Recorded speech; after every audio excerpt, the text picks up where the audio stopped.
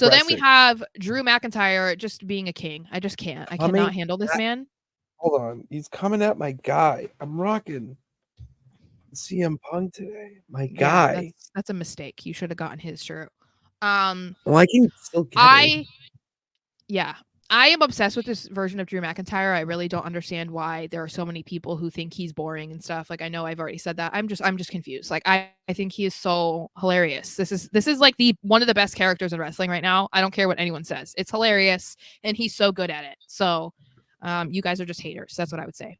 So Drew comes out and he thanks the crowd, ironically, for supporting him in his win at Elimination Chamber. And he reveals to us that he did get injured in that match, which I was surprised about because he says he burst his eardrum, which I 100% believe that. And that I don't know how he does. Like, how did you burst your eardrum and then get on an airplane? That's the thing. Oh my God. I didn't even think of that. Yeah. Like, your ears already get messed up enough from the pressure. Like, imagine bursting your eardrum and then getting on an airplane on a 30-hour flight. Like, holy moly. And so he says that he burst his eardrum, and because of that, he got some bad news after the match. He says the doctor told him that he may not make it to WrestleMania this year. And I was like, oh no. And then he said, but you know what? I responded and I said, who do you think I am? CM Punk? Of course I am going to WrestleMania. And I was like, this is fantastic. This is the ultimate troll job. Like, it's unbelievable.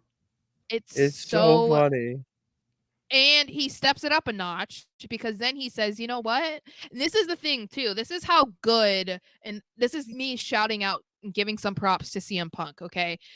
This is how iconic some things that Punk did throughout his career are, because the second that Drew decided to sit cross-legged in the middle of the ring, you immediately knew what he was doing and why he was doing it. And it's such a simple thing, but like you associate that with Punk. So it's like, to me, like, hats off to Punk for making that his thing, and hats off to Drew for doing that in that moment.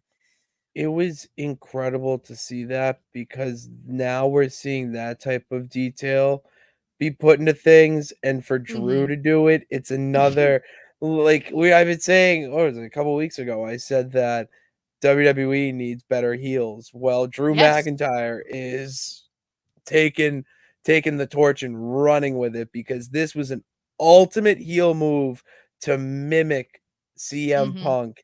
And the wording too, allow me to indulge you for a moment. That's something CM Punk says. Like this is we're in an era of wrestling right now where you really need to have a either keen eye or a keen listening ear, whatever. So then he makes it even better by telling the camera guy to not look up his kilt, which was like, that was really funny. I thought it was a fan he said it to, but I think so too. But when I watched it again, I think it was the camera guy.